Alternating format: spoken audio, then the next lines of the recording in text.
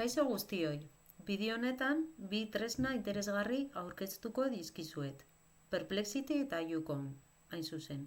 Biak dira adimen artifizialean oinarritutako bilatzaile berriak, eta oso erabilgarriak izan daitezke zuentzat, ikasleentzat, ikasteko eta erronkan zehar informazioa modu azkarrean eta ulergarrian aurkitzeko. Perplexityk galdera modu zuzenean erantzuten ditu eta iturriak erakusten dizkigu. Horrek gure informazioaren fidagarritasuna egiaztatzeko aukera ematen digu. Gainera, testua laburtzeko eta kontzeptuak argitzeko oso lagungarria da. Bestalde, You.com bilatzaile pertsonalagarria bat da eta bere barruan YouChat izeneko txat adimentsua dauka. Bertan galderak bota ditzakegu eta erantzunak jasotzeaz gain web emaitzak, irudiak eta artikuluak aurkitu ditzakegu modu ordenatuan gainera. Bideo honetan bi tresna hauek nola funtzionatzen duten ikusiko dugu eta nola erabili. Gure erronkan zehar lagungarria izan daitezen informazioa bilatzerakoan. Prest al zaudete? Goazen ba. Jarraitu baino lehen, aipatu behar da aplikazio hauetan promptak idatzi behar ditugula, hau da. Bilatzaileak informazioa bilatzeko bidali behar dizkiogun galderak, dira promptak. Orain, azalduko dizkizuet hainbat aholku promponak idazteko. Izan argia eta zehatza. Zenbat eta zehatzagoa izan zure galdera, orduan eta erantzun hobeagoaz jasoko duzu. Erabili beti galdera zuzenak. Adibidez, zertarako balio du fotosintesia? Hobe da hori galdetzea fotosintesia bakarrik idatzi baino. Eman beti testu inguru bat. Zen mailarako behar duzun, adibidez, lanbidezak heziketarako informazioa behar dut, edo dena delakoa. Zehaztu beti nahi duzun formatua. Hau da, zerrenda bat behar dut, edo paragrafo batetan, edo luzea izan behar da, edo motza, laburpen gisa. Erabili beti gako hitzak, kontzeptuak, datak, tokiak, edo izenak sartu bilaketa zehatzagoa izateko. Eskatu adibideak. Adibidez ipini promptan. Eman adibide batekin, edo adibide praktikoak sartu. Esan nahi duzun. Ez erabilietz oso konplexuak edo esaldi oso luzeak edo paragrafo oso luzeak. Probatu eta hobetu. Normalean, lehenengo promptan ez duzu erantzun egokia lortuko. Saiatu behar zara, egin behar duzu froga eta errorea. Erabil beti hizkuntza zuzena eta argia, hau da, zaindu gramatika eta ortografia. Eskatu iturriak, informazioak egiaztatzeko, eskatu adibidez. Eman iturriak bakarrik fidagarriak diren iturriak. Hauek dira, prompt on bat bidaltzeko nire aholkuak. Hasiko gara Perplexity aplikazioa ikusten, nola funtzionatzen duen. Botako diot prompt bat, kasu honetan nahi dut aztertu adimen artifizial sendoa eta ahularen arteko desberdintasunak. Eta orduan botatzen diot promptan.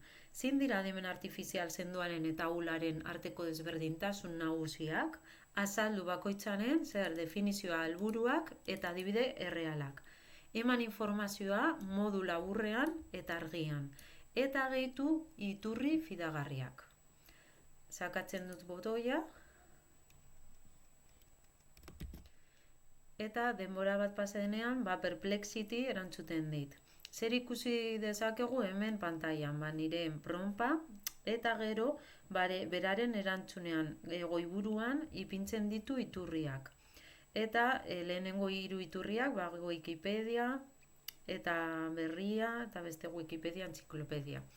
Eta beste 32 iturri daude. Denak ikusi ditzazket hemen. Hemen ikusi dezakegu business, berria, Bizkaia Tech, Tech Target. Iturriak eta ondoren agertzen da nik galdetutako erantzun motz bat edo laburpen bat.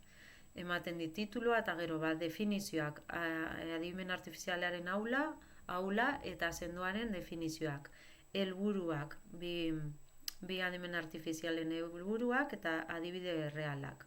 Eta gero taulatxo bat ezaugarri konparatiboekin. Testuan zehar ikus ditzakegu hainbat zenbaki. Eta hauek estekak dira. Zer dira? Informazio hau hartu duen iturriaren estekak. Vale?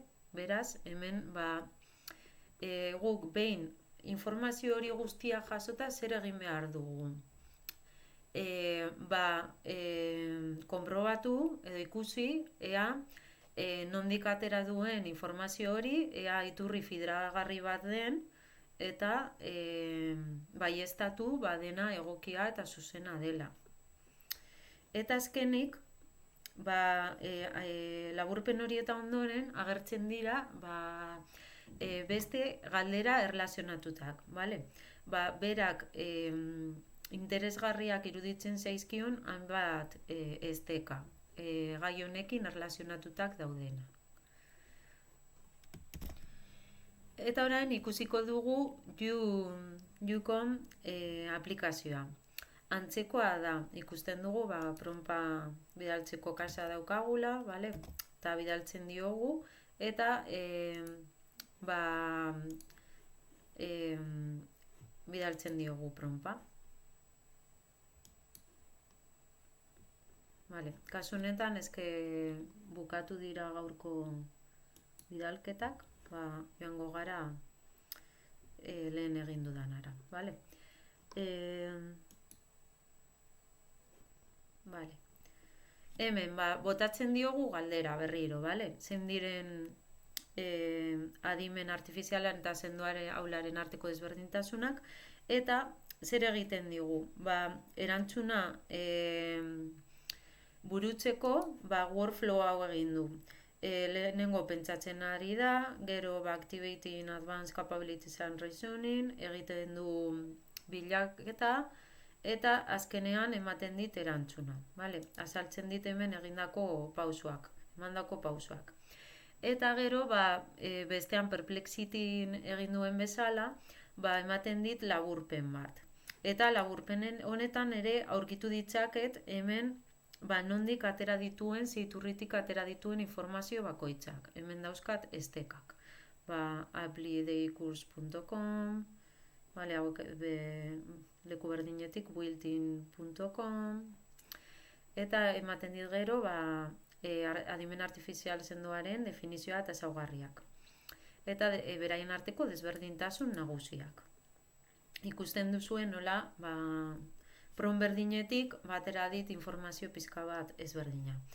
Eta laburpen hori eta ondoren berriro tresna hau ematen dizkit erlazionatutak dauden hainbat galdera